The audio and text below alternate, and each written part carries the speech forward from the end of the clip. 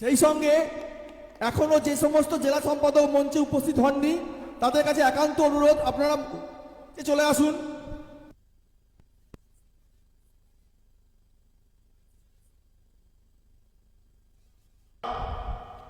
আজকে এই ঐতিহাসিক জনসভায় উপস্থিত সমস্ত বাঙালিদের রক্ত জবা শুভেচ্ছা।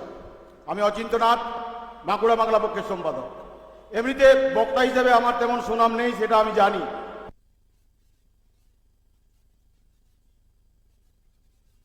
কথা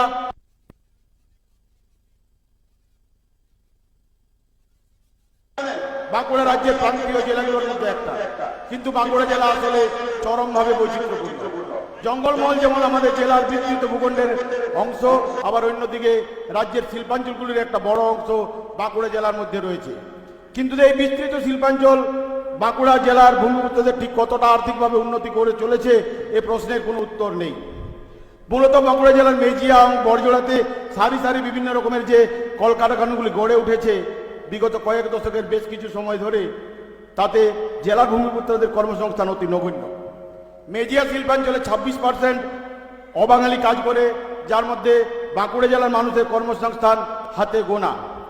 ঠিক একই রকম বড়জোড়া শিল্পাঞ্চলে কর্মরত আনুমানিক 30,000 কর্মীর মধ্যে অর্ধেকেরও বেশি অবাঙালি, এবং তারাই মূলত কলকারখানাগুলোতে উচ্চ পদে আসীন।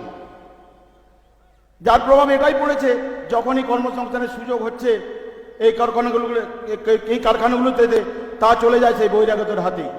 বাঁকুড়া জেলাবাসীদের ভাগ্যে পড়ে থাকে শুধু দূষণ। আমরা জানি শিল্প এবং দূষণ পাশাপাশি সহাবস্থান করে পৃথিবীর সমস্ত প্রান্তেই, যদিও তা কিছুটা হলেও নিয়ন্ত্রণ করা সম্ভব সদিচ্ছা এবং প্রযুক্তির হাত ধরে। তবে সেটা নিয়ে বিশদে চর্চা প্রাসঙ্গিক নয় আজকের এই সভাতে। কিন্তু বাঁকুড়া জেলার ক্ষেত্রে সমস্যাটা এটাই যে এখানে শিল্পাঞ্চল আছে, দূষণও আছে, কিন্তু দূষণের প্রভাবে অসুস্থ হয়ে পড়া জেলাবাসীদের কাছে অর্থ নেই নিজের চিকিৎসার।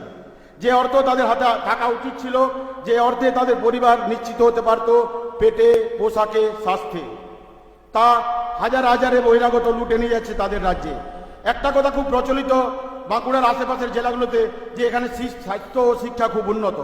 স্বাস্থ্য পরিষেবা উন্নত বাঁকুড়া, এটা ঠিক, কারণ জেলা জুড়ে অগণিত নার্সিংহোম গড়ে উঠেছে। কিন্তু দাদা, অর্থ তো লাগে তার জন্য, সেটা তো নেই সাধারণ মানুষের হাতে। এই উন্নত স্বাস্থ্য পরিষেবাগুলো এবং তার মানে সেই বহিরাগতদের নাগালেই, যা আসলে আমাদের জন্য নয়। বাঁকুড়া জেলাতে মেধাবী ছাত্রছাত্রীদের কোনো কমতি নেই। প্রতি বছর রাজ্যের মাধ্যমিক উচ্চ মাধ্যমিকের ফলাফলগুলো প্রমাণ করে, জয়েন্ট এন্ট্রান্স পরীক্ষা কাঠামো থাকাকালীন তবু জেলার মেধাবী ছাত্রছাত্রীরা সুযোগ পেত বাঁকুড়ার মেডিকেল কলেজে পড়াশোনা করার, যার ফলে দীর্ঘমেয়াদী সুফল পেত জেলাগুলো। কিন্তু বর্তমান সময়ে পরীক্ষা কাঠামো তো সারা দেশব্যাপী ছাত্রছাত্রীদের ভিড়ে তারা কোথাও যেন একটু কোণঠাসা হয়ে পড়েছে। বাঁকুড়া জেলার ছাত্রছাত্রীদের একটা বড় অংশের বর্তমান ভরসা তাই সেনাবাহিনীতে যোগদান করা। আমাদের দাবিগুলোর মধ্যে তাই ভারতীয় সেনাবাহিনীতে বাঙালি রেজিমেন্টের দাবিও একটা বড় দাবি। যে দেশে সুভাষের জাতির নিজস্ব কোনো রেজিমেন্ট নেই, সেটা একটা জাতীয় লজ্জা বলেই আমরা মনে করি। এছাড়াও সেই সমস্ত শিক্ষার্থী কারিগরি শিক্ষায় যারা শিক্ষিত হয়ে বাঁকুড়া শিল্পাঞ্চলে তাদের উপযুক্ত সম্ভাব্য কর্মসংস্থানগুলিতে বহিরাগতদের অনুপ্রবেশের কারণে বাধ্য হয়ে ভিন রাজ্যে, বিশেষ করে উড়িষ্যাতে কাজ করতে যেতে বাধ্য হচ্ছে। এবং সাম্প্রতিক ঘটনাগুলো যদি আমরা দেখি তাহলে দেখতে পাবো তাদের শারীরিক এবং মানসিকভাবে নিগৃহীত হতে হচ্ছে। আজকে আমার জেলা জলহরি থেকে, জেলার যে একটি গ্রাম জলহরি থেকে 52 জন এসছেন পরিযায়ী শ্রমিক, এবং তারা নিগৃহীত, অত্যাচারিত, শোষিত, নিষ্পেষিত। এবং বাঁকুড়া জেলার বেশিরভাগ কর্মী কনস্ট্রাকশন লাইনে বিভিন্ন রাজ্যে কাজ করতে যান, বিশেষত উড়িষ্যাতে। সেখানে একই রকমভাবে আর্থিক প্রতারণা ও শারীরিক নিগ্রহের শিকার হতে হচ্ছে তাদের নিত্যদিন। আপনারা জানেন দক্ষিণবঙ্গের জেলাগুলোতে বাঁকুড়া শীত অতিরিক্ত বেশি পড়ে, পারদ কখনো কখনো 4-5 ডিগ্রিতেও নেমে যায়। অবস্থা এমন যে শীতের ব্যবহার্য যে লেপ কম তোষকের কারিগর যারা জেলায় গ্রামেগঞ্জে ঘুরে বেড়ায়, তাদের 95% অবাঙালি। ঠিক এইরকম একটা অবস্থায় দাঁড়িয়ে, যেখানে জেলার ছোট বড় মাঝারি প্রায় সমস্ত আর্থিক সংস্থান আজ ধীরে ধীরে বহিরাগতের হাতে চলে যাচ্ছে, সেখানে আজকের সভা বাঁকুড়া জেলা থেকে কয়েকশো বাংলা পক্ষের সহকর্মীরা চুপ থাকবে না। তারা এই বার্তা দিতেই উপস্থিত হয়েছে যে এই বিক্ষোভের বিরুদ্ধে বাঁকুড়া বাঙালি আর চুপ থাকবে না। বড়ু চণ্ডীদাসের মাটি, রামকিঙ্কর বেইজের মাটি ভালোভাবে জানে নিজের অধিকার কিভাবে ছিনিয়ে নিতে হয়। আজকের সভায় আরো অনেক বক্তা রয়েছেন।